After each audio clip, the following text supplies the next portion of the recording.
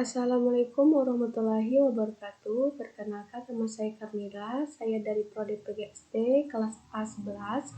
Saya dari kelompok 7. Saya pemateri kelima. Saya ingin menyampaikan materi tentang bisnis dan sistem ekonomi global dan dampaknya.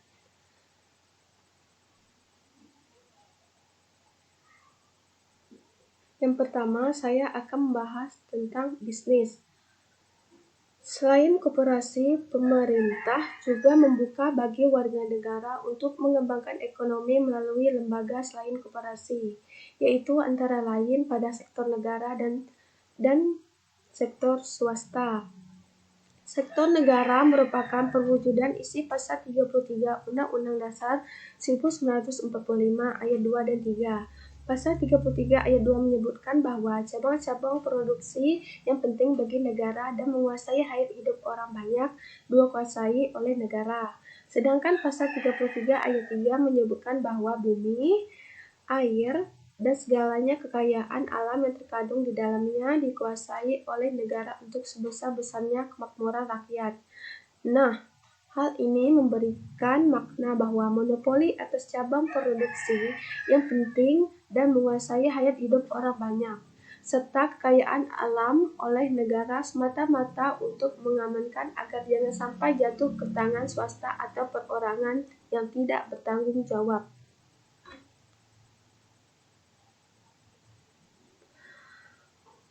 Pelaksanaan Pasal 33 ayat 2 dan 3 oleh pemerintah direalisasikan melalui pendirian badan usaha milik negara.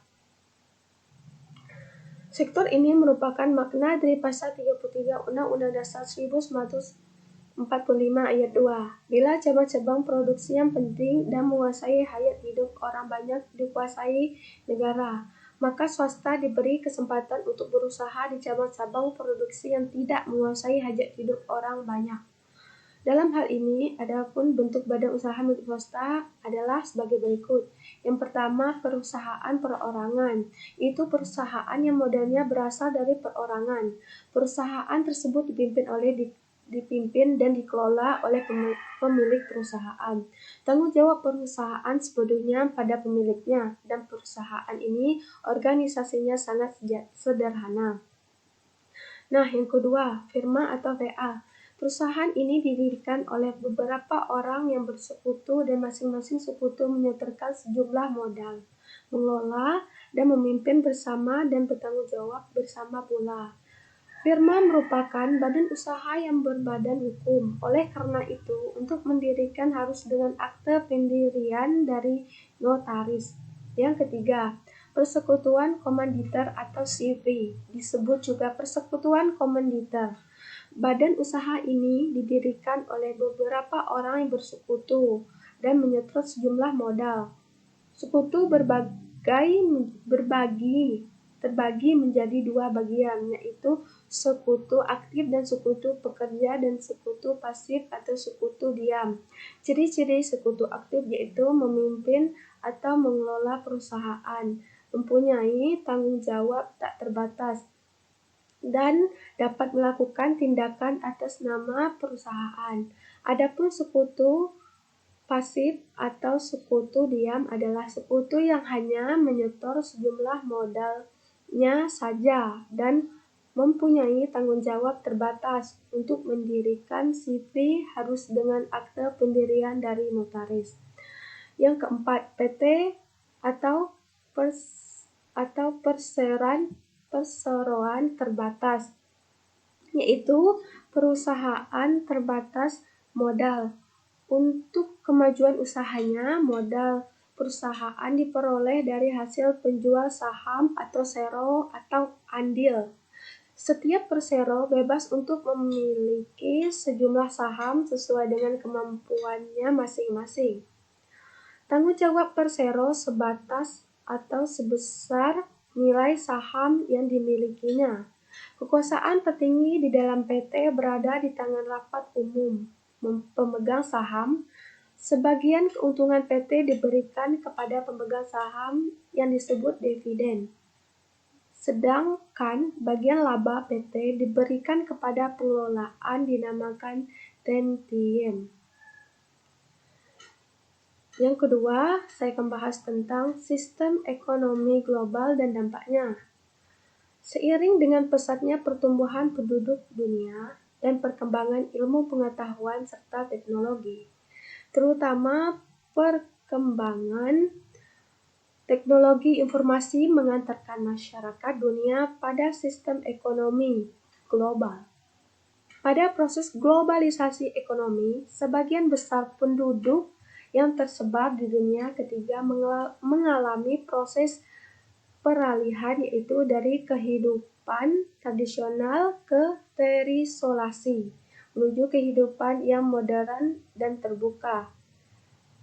Adapun ciri dari dunia yang global antara lain: satu, adanya proses dengan kemajuan; yang kedua, kemakmuran; dan yang ketiga, modernisasi ekonomi. Proses globalisasi dalam dunia ekonomi antara lain melalui investasi dan alih teknologi antara negara yang berdimensi ganda. Globalisasi mendorong kemajuan, kemakmuran, dan modernisasi yang berbasis investasi pada teknologi dan komunikasi di seluruh belahan dunia. Namun pada sisi lain, dapat pula berdampak negatif, yaitu dapat menimbulkan gangguan terhadap tatanan sosial dan politik, serta prasarana kebudayaan pada komunitas masyarakat tertentu. Misalnya di bidang ekonomi dapat membangkrutkan perusahaan kecil dan petani lokal yang tidak mampu bersaing di pasar internasional. Nah, lanjut. Menurut Lee Chen-i dalam Gunandi 2001, ia menegaskan bahwa proses globalisasi banyak sekali memberi peluang untuk terakumulasinya kapital, sumber daya manusia yang merata untuk seluruh dunia, tanpa membedakan dunia pertama atau ketiga. Dalam pandangan yang positif ini, hendaknya disikapi dengan mencoba merangkai jalinan kreatif untuk bekerja sama menghadapinya. Di negara-negara memiliki pusat industri maju dan telah menghasilkan produk terbaiknya dapat disebarluaskan dan dinikmati oleh seluruh masyarakat di pelosok negeri, atau industri tersebut direlokasi di negara berkembang sehingga bagi kedua negara yang bekerja sama tersebut dapat mendatangkan keuntungan. Aktivitas produksi dapat dikembangkan di negara berkembang, dapat menyerap tenaga kerja dan meningkatkan kesejahteraan. Dalam prakteknya, memang terjadi ketidakseimbangan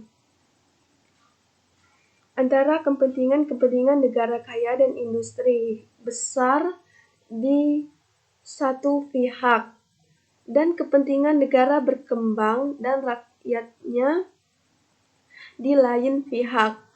Hal ini menimbulkan frustasi dan memunculkan berbagai ekses akibat globalisasi.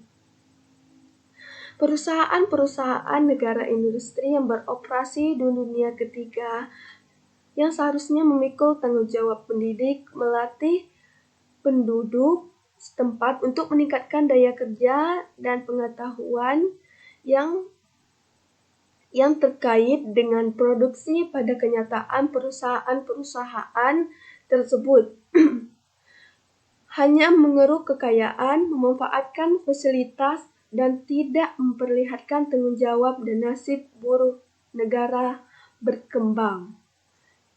Ini salah satu kepincangan besar dari proses globalisasi. Karena globalisasi tidak dapat dihindari, respon yang terbaik untuk menyongsong globalisasi tersebut adalah bagaimana masyarakat dunia ketiga dapat belajar dari negara-negara maju ketika mereka merelokasi modalnya di negara dunia ketiga, seperti dengan ikut magang atau praktek kerja dan bagaimana cara mereka meningkatkan kompetensi, kinerja, dan produktivitas.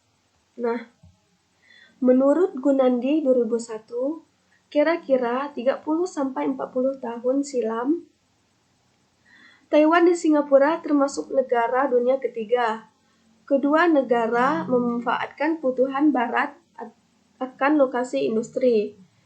Taiwan dan Singapura giat meningkatkan pendidikan dan taraf kompetensi warganya untuk beroperasi dunia internasional. Sekarang boleh dikatakan Taiwan dan Singapura sudah berada di ambang dunia maju. Produk teknologi canggih yang dihasilkan Taiwan dan Singapura sudah setaraf bahkan kadang-kadang melebihi yang dihasilkan oleh Amerika Serikat atau Eropa. Mungkin hanya ini yang dapat saya sampaikan. Jika ada salah kata atau tidak berkenan di hati yang melihatnya, saya minta maaf. Sekian dari saya ucapkan terima kasih.